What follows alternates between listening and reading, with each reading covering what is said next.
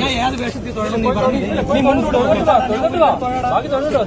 മുണ്ടുകൊടുപ്പ് പൂരിത്താ. ഞാൻ നിന്റെ മുണ്ടുകൊടുപ്പ് ഇട്ടുകൊണ്ട് ഞാൻ പോയി തൊഴാം. നീ സാരി കൊടുത്ത് ഇവിടെ നിന്നില്ലേ? മാന്യമായിട്ട് സംസാരിക്കാൻ പഠിക്കണം കേട്ടല്ലേ. ദേവസ്വം മന്ത്രി വന്നേക്കുന്നു ഇവിടെ.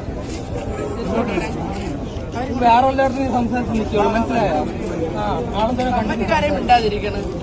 ദേവസ്വം പോവല്ലോ. ദേവസ്വം പോടേണ്ട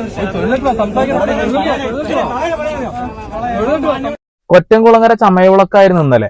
അവിടെ ഉണ്ടായ ഒരു ചെറിയ ഒരു സംസാരമാണ് നിങ്ങൾ കേട്ടിട്ടുള്ളത്.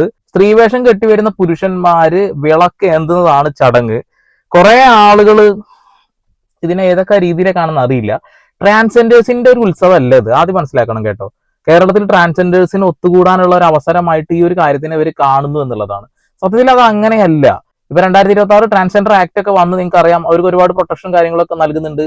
എന്നാൽ ഈ ഒരു കാര്യത്തിൽ ആചാരത്തിന്റെ മുകളിലേക്കല്ല ഒരു പ്രൊട്ടക്ഷനും കൊടുക്കുന്നത് മനസ്സിലാക്കണം കേട്ടോ.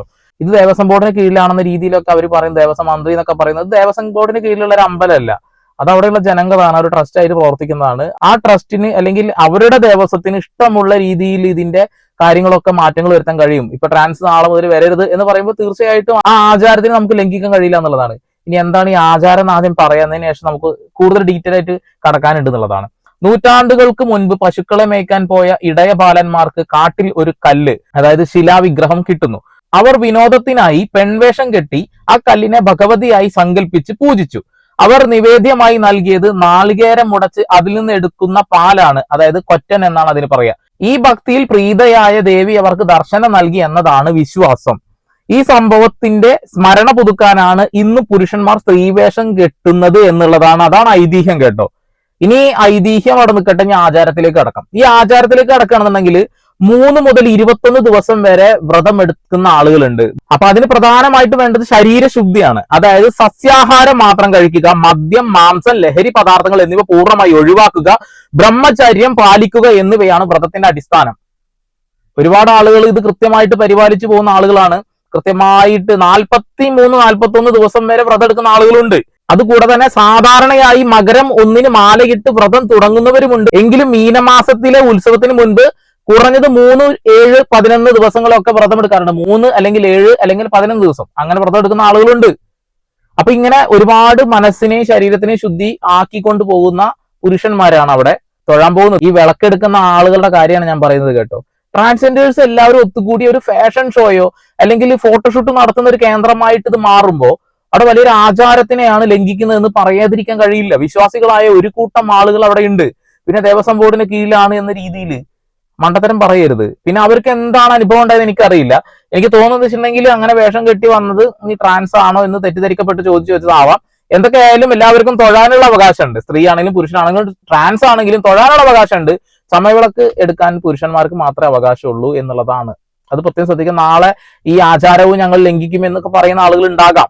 അതിനെ കുറിച്ചിട്ടൊന്നും നമുക്ക് ഇപ്പൊ സംസാരിക്കാൻ പറ്റൂല, ഒക്കെ പിന്നെ സംസാരിക്കാം. എന്തായാലും ഒന്ന് പറയാം, ഈ ആചാരം എന്നത് കേവലം വേഷം കെട്ടലല്ല, അത് വിശ്വാസവും വ്രതശുദ്ധിയും ചേർന്നതാണ് എന്ന് കൂടി മനസ്സിലാക്കുക എന്നുള്ളതാണ്. അപ്പൊ അവിടെ പോയിട്ട് ഇങ്ങനെ ഒരു തല്ലുണ്ടാക്കേണ്ട കാര്യം എന്താണെന്ന് മനസ്സിലായില്ല. എന്തായാലും ഞാൻ ആ വീഡിയോ കുറച്ച് ഡീറ്റെയിൽ ആയിട്ട് ഇട്ടുതരാം. നിന്റെ കുടുംബഭവനാണ്, നിന്റെ കുടുംബഭവനാണ്, നിന്റെ കുടുംബഭവനാണ്. വിളക്കൊക്കെ തൊഴാൻ പോണവരെ ഈ വേഷത്തിലാണ്. പിന്നെ ഞാൻ പിന്നെ എന്റെ അടുത്ത് ഈ വേഷത്തിൽ വിളക്കെടുക്കണം ചോദിക്കേണ്ട കാര്യം എന്തിനായി? എനിക്ക് വിളക്കില്ല, എനിക്ക് തൊഴണം. അമ്പലത്തിൽ എന്ത് കുഴപ്പം? എന്ത് എനിക്ക് അമ്പലത്തിൽ തൊഴണം? എനിക്ക് വിളക്കില്ലടാ, എനിക്ക് വിളക്കില്ല, എനിക്ക് തൊഴണം. എന്ത് കുഴപ്പം? എന്ത് നീ വിളക്കില്ലാത്തവരെ തൊഴിക്കൂല ഇവിടെ? നീ ആരോടാ? നീ ദേവസ്വം അമ്പലത്തിൽ കയറി നീ ആണ് നിന്റെ ദേവസ്വം പ്രശ്നമില്ല.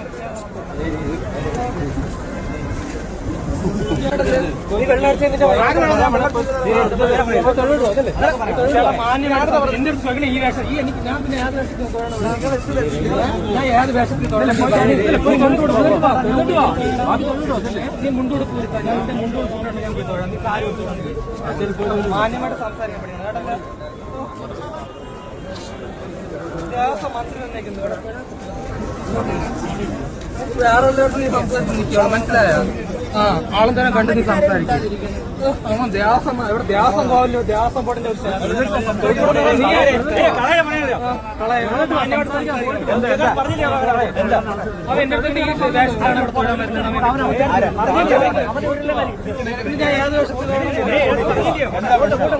എന്താ പ്രശ്നം? എന്താ നിന്നെ പോലെ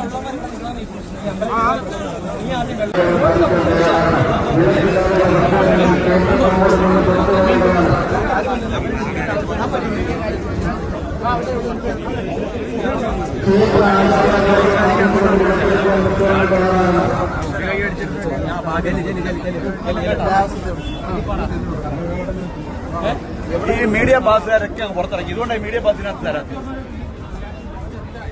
നിങ്ങളൊക്കെ തന്നെ ഇതിനകത്ത് ആൾക്കാർക്ക് തൊഴാൻ ശ്രമിക്കുന്നത്. അത് ചോദ്യം. അതാണ് ലാസ്റ്റ് പറഞ്ഞതൊക്കെ. അതായത് ഈ മൊബൈൽ ഫോണും പിടിച്ചുകൊണ്ട് ഒരു 100-150 എണ്ണം ഉണ്ടാവും അവിടെ. അവിടെ ഒരു ആചാരം, ഒരു അനുഷ്ഠാനം അത് നടക്കുന്നു.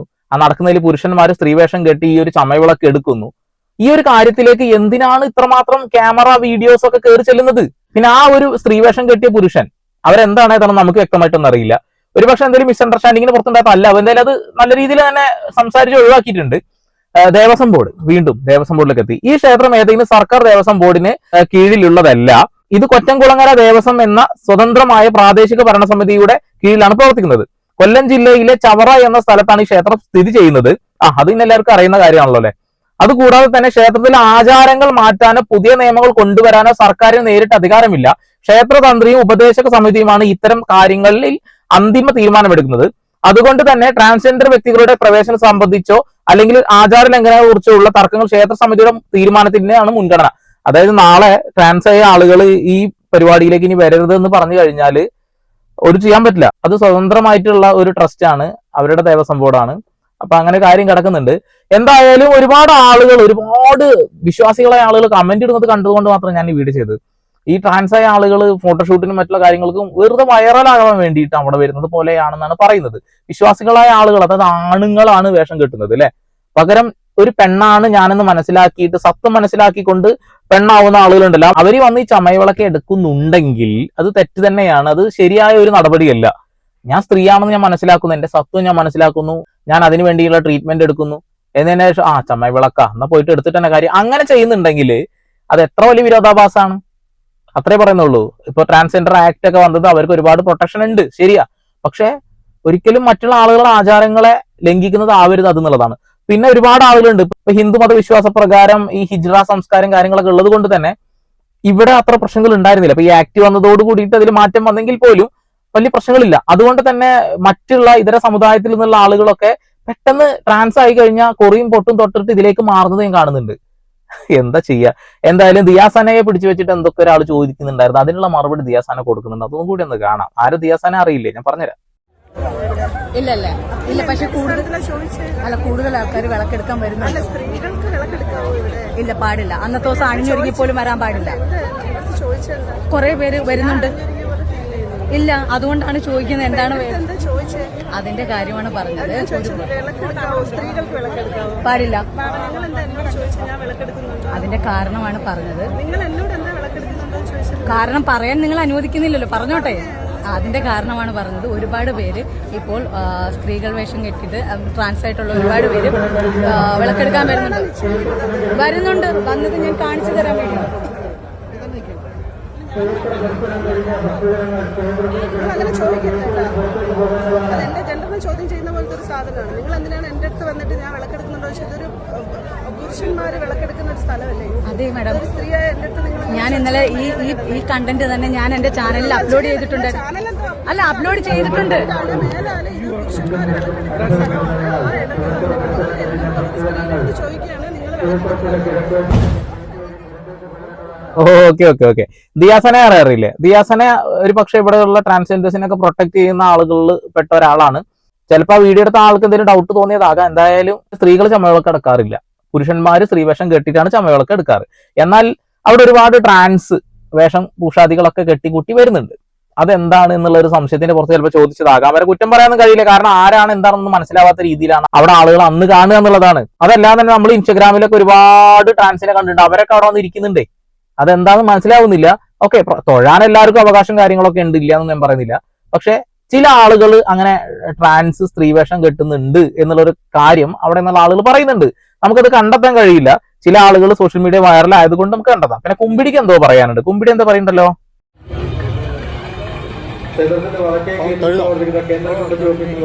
എങ്ങനെയുണ്ട് പ്രാവശ്യത്തെ ചമയം?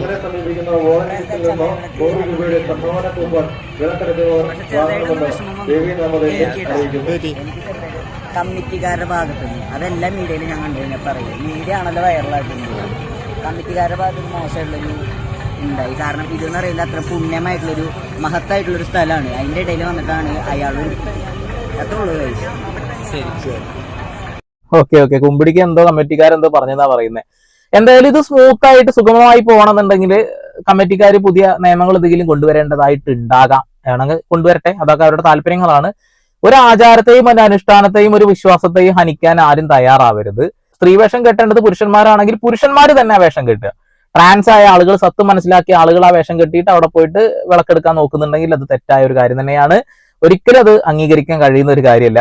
ഇതിനിടയിൽ നമ്മുടെ ജൂനിയർ നയൻതാര അവിടെ പോയിരിക്കുന്നുണ്ട്. അതുകൂടി ഒന്ന് കാണാട്ടോ. ആരാണ് ജൂനിയർ നയൻതാര എന്ന് ഞാൻ കഴിഞ്ഞ വീഡിയോയിൽ പറഞ്ഞിട്ടുണ്ട്. എന്റെ പൊന്നെ, കുറെ വീഡിയോസ് കാണിക്കാൻ പറ്റാത്തതുകൊണ്ടാണ്. ഒന്ന് കാണാം.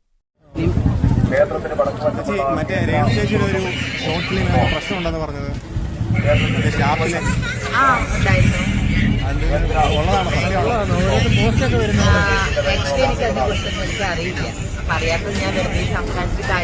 ഒരുപാട് പോസ്റ്റ് വന്നു. അപ്പൊ ചേച്ചിയും ഉണ്ടായിരുന്നല്ലോ? ഇല്ല, ഞാൻ ഷൂട്ടിന്റെ തിരക്കിലായതുകൊണ്ട് ഇത് അന്വേഷിക്കാനൊന്നും ഞാൻ പോയില്ല, അന്വേഷിച്ചില്ല. ഓക്കെ, ഒരുപാട് ട്രാൻസ് ആയ ആളുകൾ അവിടെ വന്നിട്ട് സ്ത്രീവേഷം കെട്ടിയിട്ട് നിൽക്കുന്നുണ്ട്. ഇതൊക്കെ ഒരു പക്ഷെ അവിടെയുള്ള ഭക്തജനങ്ങൾക്ക് ബുദ്ധിമുട്ടുണ്ടാവുന്നുണ്ടെങ്കിൽ അവർ കുറ്റം പറയാനൊന്നും കഴിയില്ല. ഒരുപാട് ട്രാൻസ് അവിടെ വരുന്നുണ്ട്, അതുകൊണ്ട് പറയുകയാണേ. ഇനിയിപ്പോ നിങ്ങൾ കേട്ട ശബ്ദങ്ങളിൽ ട്രാൻസ് ആയ ആളുകളുടെ ഒക്കെ ശബ്ദം ഏകദേശം ഒരുപോലെയാണ് എന്നുള്ളൊരു ഡൗട്ട് ഉണ്ടല്ലേ? എനിക്കതുണ്ട്. എല്ലാവരുടെ ശബ്ദം ദേ കിടക്കുന്ന തത്തം ചുണ്ടൻ ഈ ശബ്ദമല്ലേ? അതെങ്ങനെയാണ് അവർക്ക് എല്ലാവർക്കും ഒരു ശബ്ദം വരുന്നത് എനിക്ക് പിടുത്തല്ല. എന്തായാലും കൊറ്റംകുളങ്ങര എന്ന് പറയുന്ന ആ അമ്പലത്തിലെ അടുത്ത വർഷ ചമയവിളക്കിന് ആളുകളുടെ എണ്ണം വീണ്ടും കൂടുന്ന കാര്യത്തിൽ തർക്കമൊന്നും വേണ്ട. അവിടെയുള്ള അമ്പല കമ്മിറ്റിയാണ് പുതിയ തീരുമാനങ്ങൾ എടുക്കേണ്ടത്. ഈ ട്രാൻസ് ആയ ആളുകൾ സ്ത്രീയാണെന്ന് മനസ്സിലായി അവർ ട്രാൻസ് ആവാൻ ശ്രമിക്കുന്ന ആളുകൾ ഒരിക്കലും ചമയവിളക്ക് എടുക്കരുത് എന്നുള്ള ഒരു കാര്യം കൃത്യമായിട്ട് അവിടെ പറയുക. പിന്നെ ഭക്തജനങ്ങളുടെ ആ ഒരു അഭിപ്രായം, ആ നാട്ടിലുള്ള അഭിപ്രായം മുഴുവൻ തേടുക. എന്നതിന് ശേഷം ആ ആചാരത്തിന് ഒരു ലംഘനമായിട്ട് തോന്നുന്നുണ്ടെന്നുണ്ടെങ്കിൽ മാറ്റങ്ങൾ വരുത്തേണ്ടത് നിങ്ങളൊക്കെ തന്നെയാണെന്നുള്ളതാണ്. അല്ലാതെ ഇതിന് മറ്റുള്ള ആളുകൾക്ക് ഇടപെടൽ നടത്താൻ കഴിയില്ല. അടുത്ത വർഷം അത് സുഗമമായി നടക്കട്ടെ എന്ന് ആശംസിക്കുന്നു. വീണ്ടും വരെ പുതിയ വാർത്താവിശേഷങ്ങളുമായി സന്ദീപ് പോൾ സൈനിങ് ഓഫ്.